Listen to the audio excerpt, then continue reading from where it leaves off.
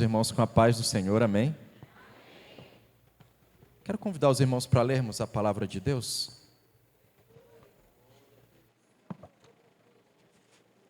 Primeira carta aos Coríntios. Nós vamos ler o último versículo do capítulo 12.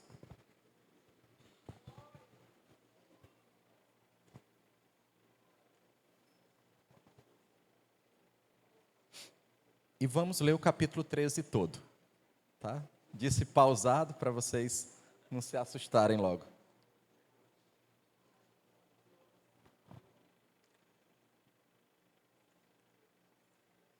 Primeiro aos Coríntios 12, nós vamos ler só o finalzinho do capítulo, do versículo 31.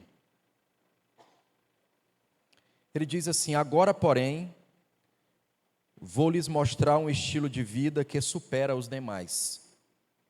Se eu falasse a língua dos homens e dos anjos, mas não tivesse amor, seria como um sino que ressoa ou um símbolo que retine.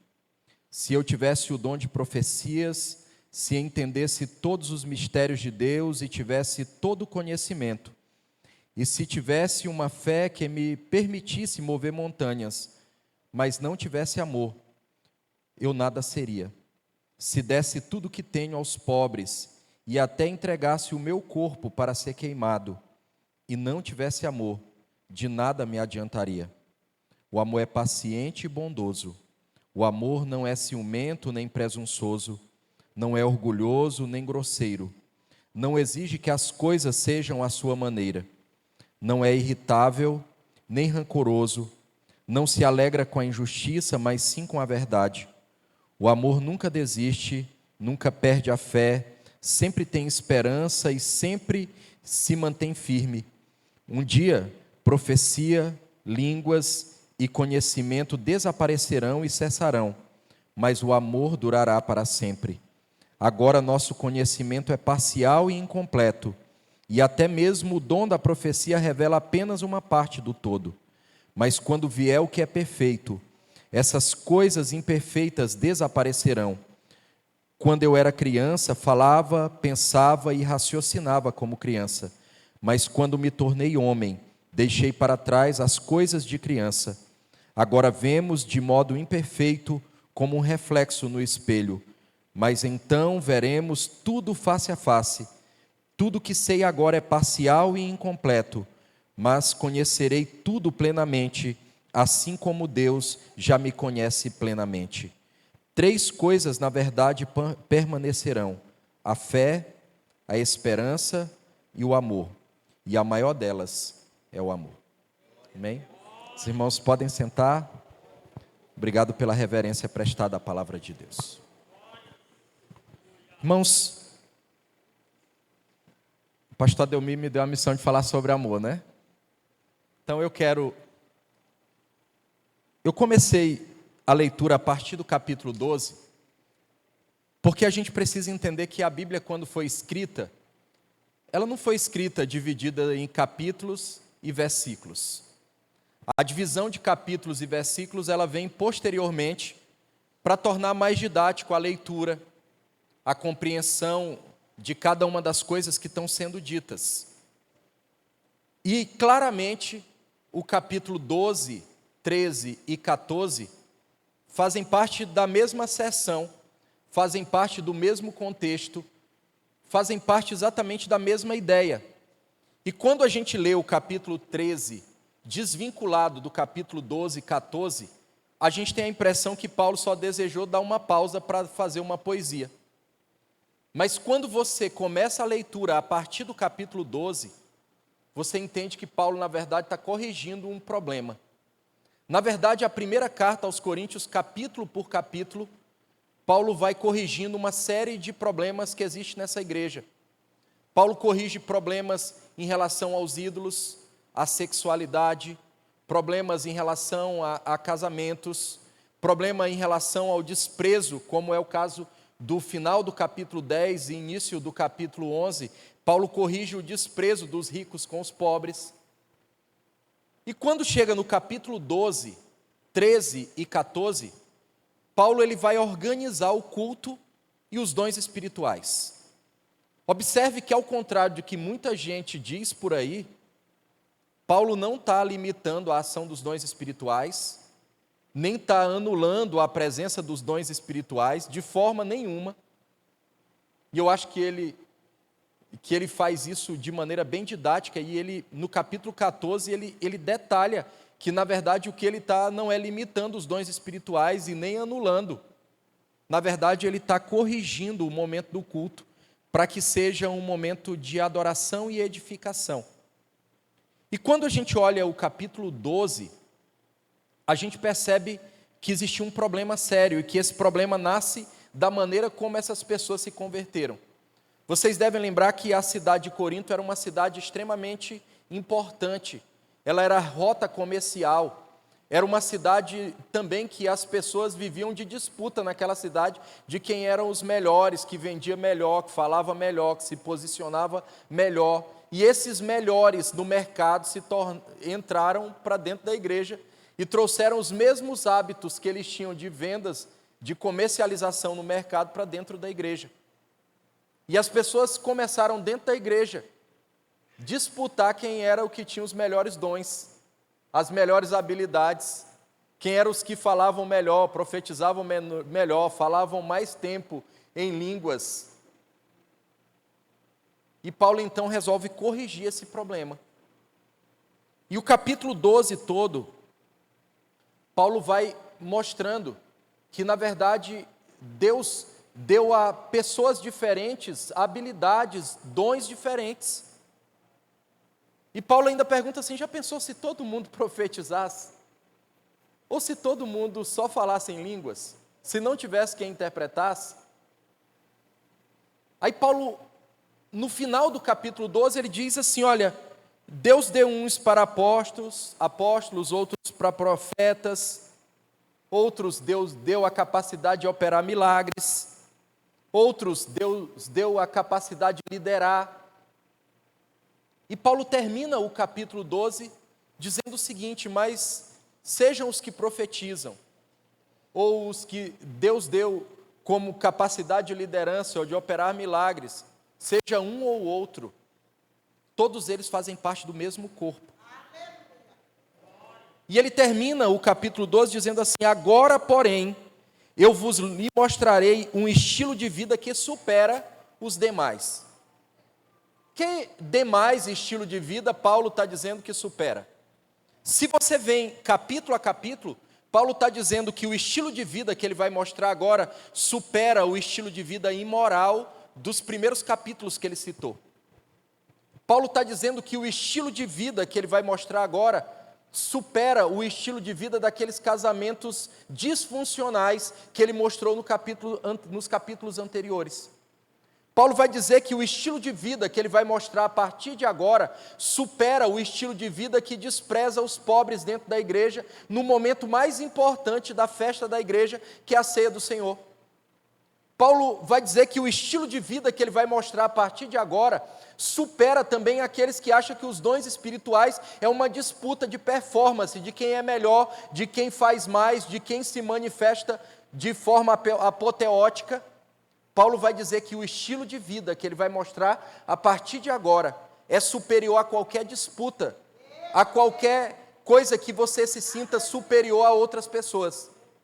E Paulo agora ele vai dizer o seguinte: ainda, observe que o texto não tem divisão. A gente dividiu para o capítulo 13 só para tornar didático, mas ele vai dizer: ainda que eu falasse, ele continua o tema. O capítulo 12 ele estava falando de quê? De línguas, de manifestações espirituais, de profecia, dos dons espirituais na igreja. Vocês concordam comigo que todas essas coisas são excelentes? Mas o que Paulo está dizendo é que eu posso fazer todas essas coisas e ainda assim não estar sendo fiel a Deus. Eu posso ir no melhor culto, ministrar a melhor palavra, cantar os louvores mais belos, eu posso profetizar, eu posso falar em línguas, eu posso ter os dons de liderança, de mestre, de doutor, de apóstolo, como diz aqui, e ainda assim está fora do propósito de Deus. E é por isso que Paulo, ele vai dizer ele vai ensinar no capítulo 13 a importância do amor. Porque eu posso fazer todas essas coisas sem amar, vocês concordam? Eu posso sair na rua para pregar para as pessoas que precisam de Deus sem amar nenhuma delas. Eu posso vir ao culto e cantar sobre amor, e falar sobre amor e não amar ninguém. Ou não é possível fazer isso? É plenamente possível. E é por isso que Paulo diz o seguinte: agora eu vou mostrar para vocês um estilo de vida que supera esses estilos de vida que estão aí para trás.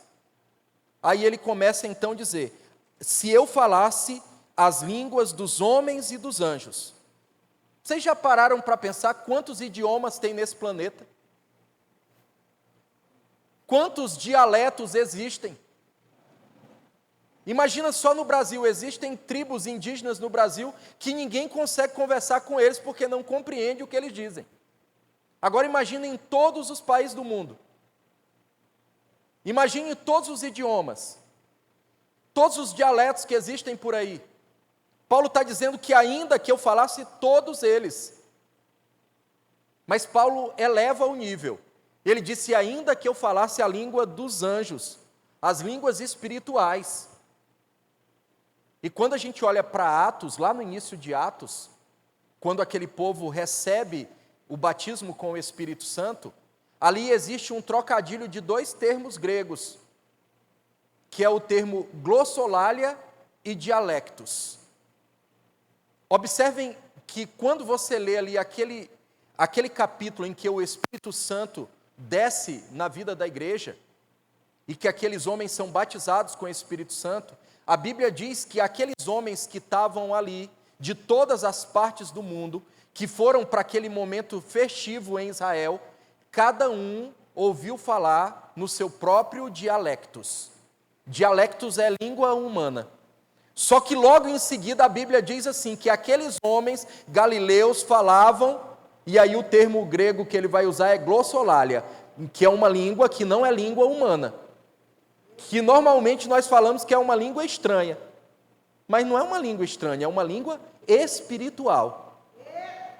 Não existe esse termo língua estranha na Bíblia. Nós que incorporamos isso no nosso dialeto assembleiano, pentecostal, mas esse termo língua estranha não existe. Na verdade, é uma língua incompreensível para a mente humana. É uma língua espiritual. Então, aqueles homens que foram batizados com o Espírito Santo naquele dia, alguns falavam línguas humanas, dialectos, o termo grego, e outros falavam línguas que não eram humanas, glossolalia, o termo grego. Mas o que Paulo está dizendo é, ainda que eu fale dialectos, termo grego, ele usa as mesmas palavras, línguas humanas, e glossolalia, línguas espirituais, línguas celestiais, incompreensíveis para a mente humana, e eu não amar, nada disso me adianta. Só é performance, mas não nos tornou maduros espiritualmente. O capítulo 13 da primeira carta aos Coríntios é o capítulo sobre a maturidade espiritual, é sobre o comportamento daqueles que são espirituais, sobre o crescimento espiritual da igreja, sobre o crescimento espiritual daqueles que conhecem a Deus. O capítulo 12 fala sobre diversidade de dons em um mesmo corpo, mas ele não fala sobre a hierarquização dos dons. O grande problema do capítulo 12 é que quem profetizava achava que era superior a quem interpretava as línguas, ou a quem falava em línguas diferentes. O capítulo 13, então, vai corrigir isso. Sabe o que Paulo diz no capítulo 13? Que falta um critério no culto cristão. O critério que faltava era o amor. E Paulo, ele usa aqui o amor agapão. Não é o amor filéu e nem eros.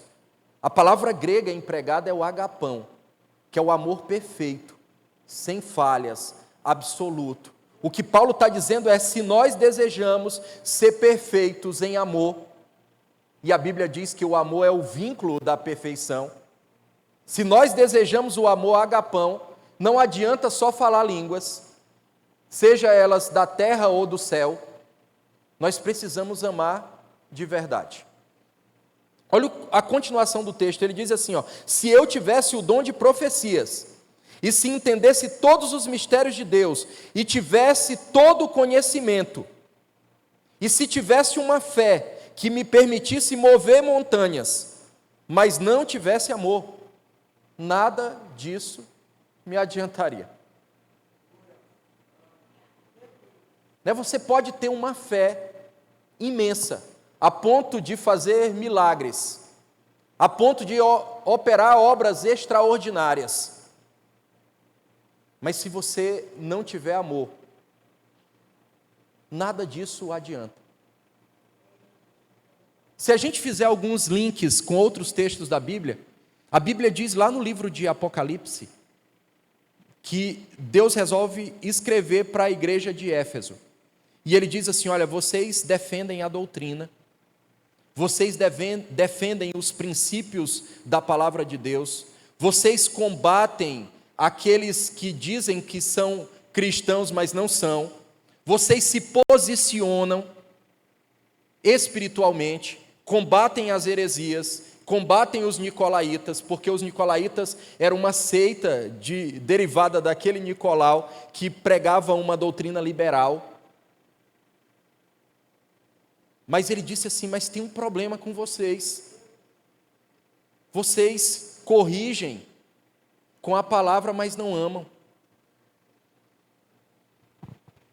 Porque não adianta você ser frio com a palavra, tratar todo mundo a ferro e fogo e não envolver a palavra com amor. A recomendação à igreja de Éfeso é: volta a amar, volta ao teu primeiro amor. É importante você defender a doutrina, se posicionar contra as heresias, mas é importante que você não esqueça de disciplinar aqueles que erram com amor. Observem o que Paulo está dizendo. Paulo está dizendo que o problema dessa igreja não é a ausência de dons, mas a ausência de amor. Eu tenho certeza que a Monte Tabor é uma igreja que tem os dons, que eu já vim aqui muitas vezes para ter certeza disso. Mas a gente, individualmente, a gente precisa entender o que é amar. A Bíblia diz lá em Jeremias, no livro do profeta Jeremias, que Deus nos atrai com cordas de amor. Olha que coisa linda. Deus nos atrai com cordas de amor. A Bíblia diz, lá na segunda carta aos Coríntios, no capítulo 5, que o amor de Cristo nos constrange. O vocábulo grego ali é o vocábulo shuneshó, que não é o amor de Cristo me humilha. Ao contrário do que muita gente acha, constranger ali não está no sentido de constranger na língua portuguesa. Porque às vezes a gente acha que constranger é envergonhar. Mas o termo ali é o amor de Cristo me impulsiona a continuar apesar de quem eu sou. Uma tradução mais literal do vocábulo grego é: o amor de Cristo me aperta por dentro. Ele me aperta por dentro a ponto de me impulsionar a continuar. O amor de Cristo, ele não nos humilha, mas o amor de Cristo nos impulsiona a continuarmos apesar de quem somos. Então, o grande problema dessa igreja não era a ausência de dons, mas era a ausência de amor. Olha o que Paulo vai dizer ao longo dessa carta toda. Ele diz que dons sem amor não edificam. Se você ler o capítulo 14 e o capítulo 12, você vai entender que o que Paulo está dizendo é: o que conecta os dons com a edificação da igreja é o amor. Se essa igreja aqui fizer coisas extraordinárias durante o culto, mas não amar, a gente sai daqui extasiado, mas não edificado. Porque o que edifica não são os dons. Porque dons por si só não edifica, mas o que edifica é dons e amor. Eu preciso fazer essa dupla. O que Paulo está dizendo nessa carta é que os dons sem amor, eles não revelam quem Cristo é de verdade. Porque a Bíblia diz que Cristo é amor. Se eu manifesto todos os dons espirituais, mas não amo, eu não revelo o caráter de Cristo. Porque a Bíblia diz que o caráter de Cristo é amor.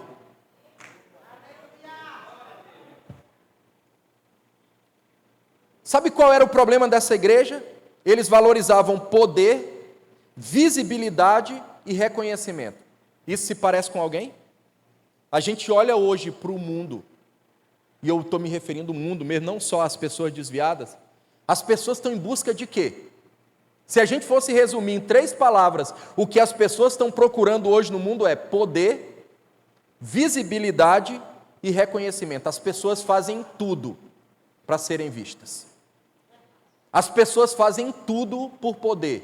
Mentem, matam, destroem fisicamente as reputações, em busca de poder. E reconhecimento. As pessoas querem ser reconhecidas a qualquer custo. Mas sabe o que a Bíblia diz lá em Gálatas? Que Deus conhece o que são seus. Você não precisa ser reconhecido pelo mundo. Aquilo que você faz, talvez nem o mundo nunca vai enxergar, mas a Bíblia diz em Gálatas que Deus conhece os que são seus.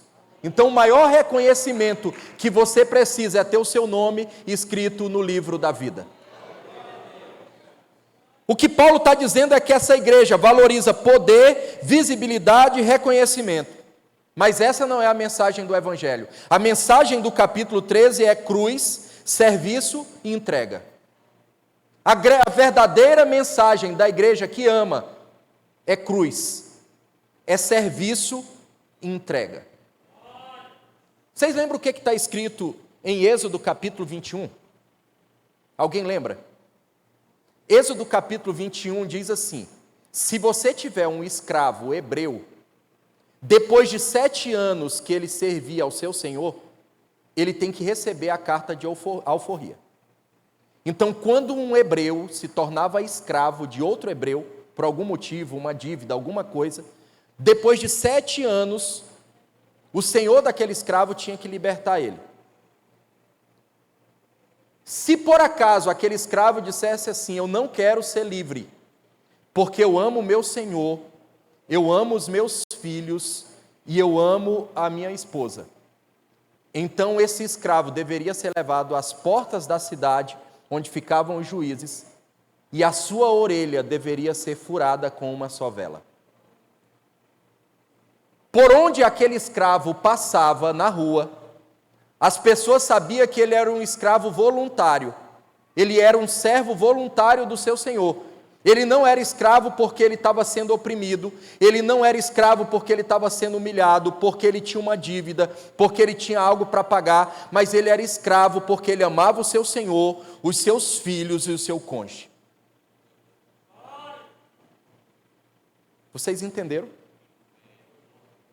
A igreja é feita de pessoas, de escravos de orelhas furadas.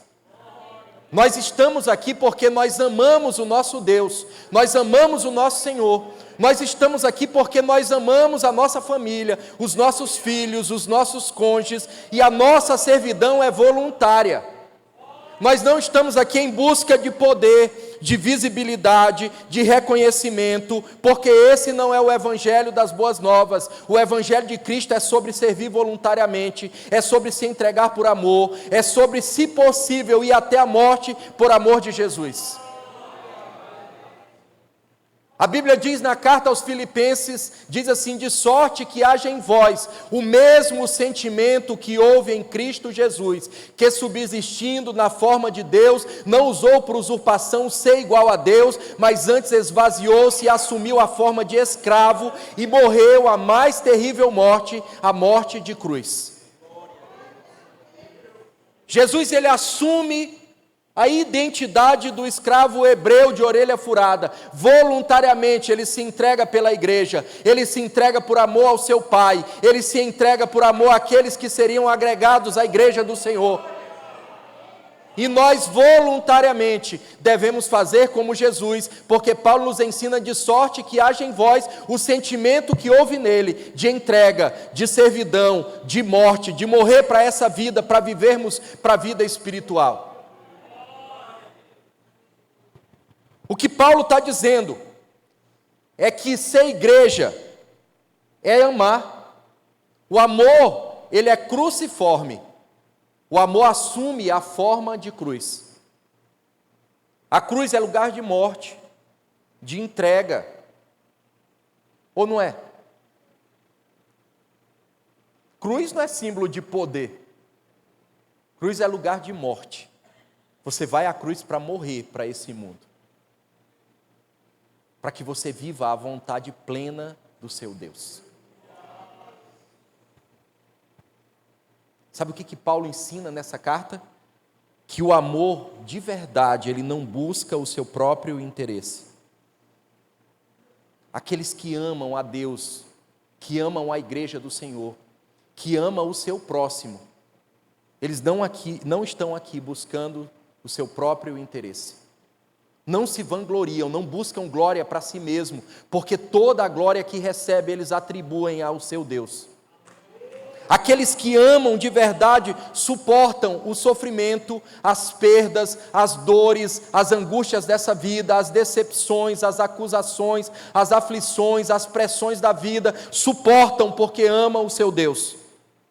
Aqueles que amam o seu Deus sabem esperar, eles não são apressados, eles perseveram apesar dos seus olhos materiais não verem solução, mas eles sabem que podem depositar a sua confiança no seu Deus.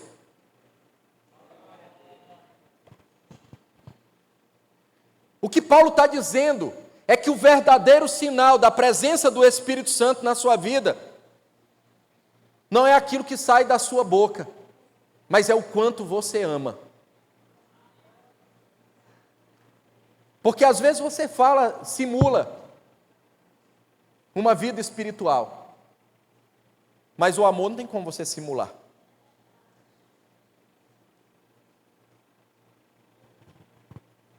O amor nos torna semelhantes a Cristo.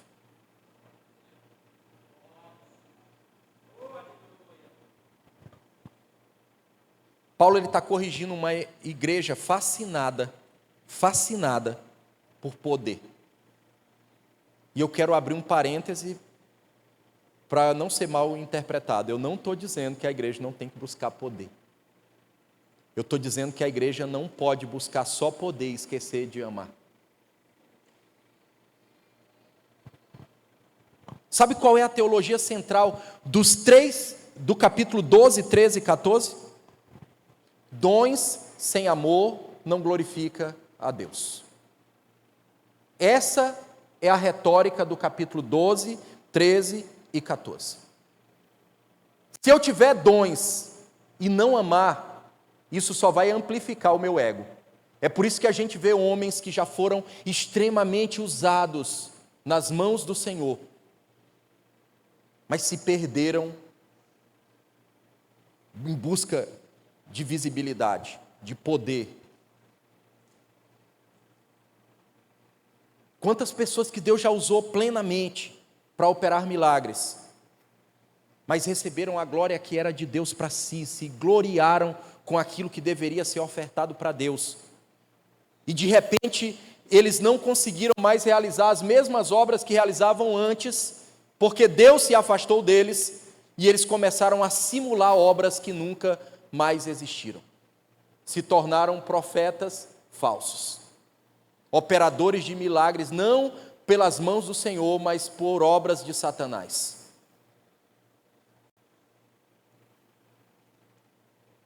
O amor é o retrato de Cristo. Sabe qual seria a outra maneira de ler o capítulo 13? Porque a Bíblia diz que a expressão máxima do amor de Deus é Cristo. Ou não diz? A expressão máxima do amor de Deus é Cristo. Se você quer ver o amor encarnado, você olha para Cristo. Se você quer saber o que é amar de verdade, você olha para Cristo, para as obras de Cristo, para o caráter de Cristo, para as mãos de Cristo, para a entrega de Cristo, para a morte de Cristo. Se você lesse o capítulo 13 da primeira carta aos Coríntios, trocando amor por Cristo, olha como ficaria: ainda que eu falasse a língua dos homens e dos anjos, e não tivesse Jesus, nada disso me adiantaria. Ainda que eu tivesse o dom de profetizar, fosse capaz de operar o milagre de transportar uma montanha de um lugar para outro, e não tivesse Jesus, nada disso me adiantaria.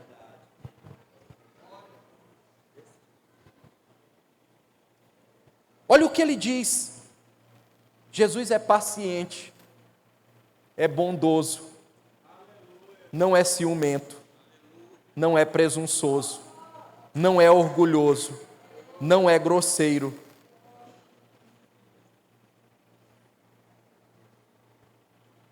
Se eu quero ser a imagem de Jesus, eu preciso assumir o caráter que é dele.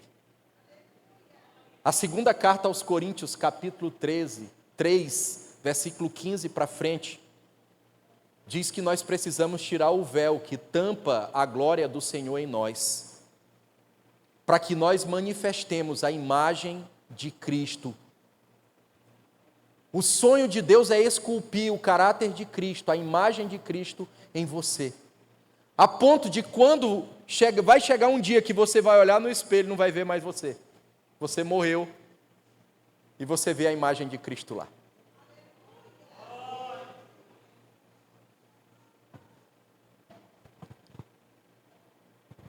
Estou quase encerrando, irmãos, tem uns 7 minutos, né, pastor?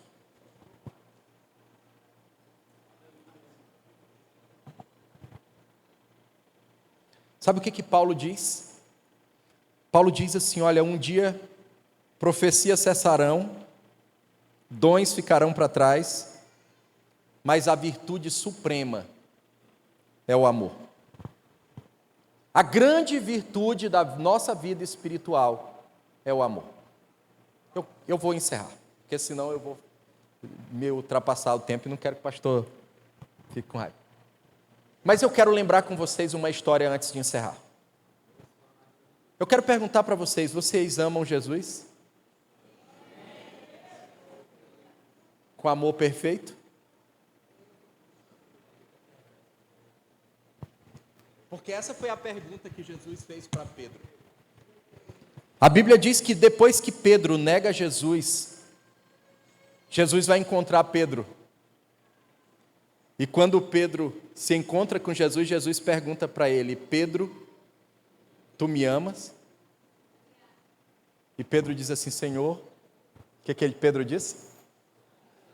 Tu sabes que eu te amo, não foi?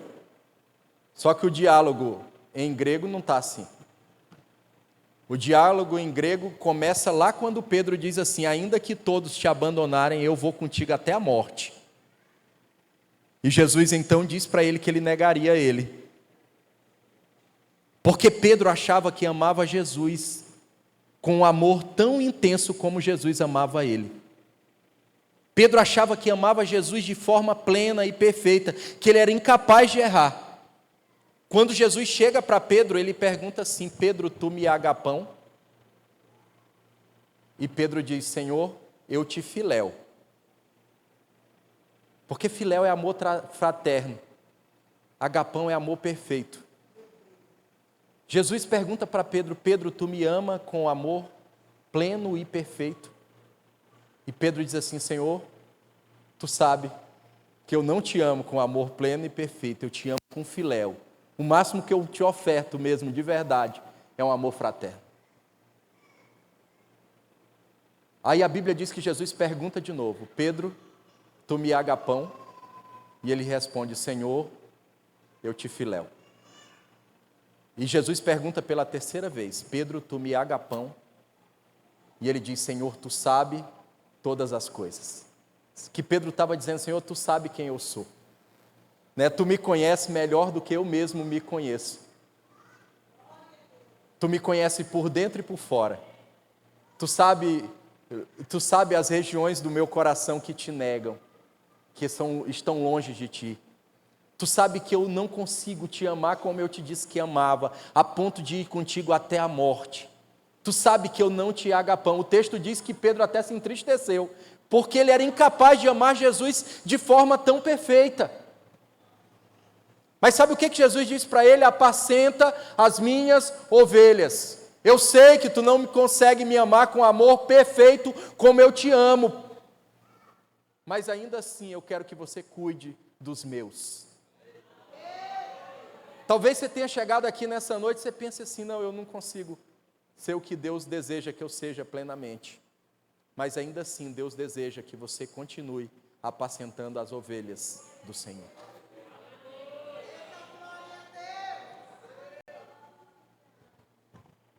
Quero convidar você em pé. Pode, pastor? A Bíblia diz, agora pois permanecem a fé, a esperança e o amor. Mas o maior desses é o amor. Irmãos, a vida cristã é sobre amar. Não é sobre performance. Sobre o quanto você canta bonito. Porque cantar bonito o povo do mundo também canta. Não é à toa que eles atraem milhões de pessoas para um show.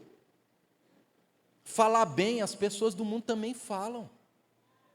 Não é à toa que uma única pessoa junta milhares em uma palestra. Mas o Evangelho é sobre boas notícias, é sobre amor, é sobre um Deus que se entrega. João 3,16 diz o quê? Porque Deus amou o mundo de uma forma tão inexplicável que eu não acho uma palavra no dicionário para explicar esse amor.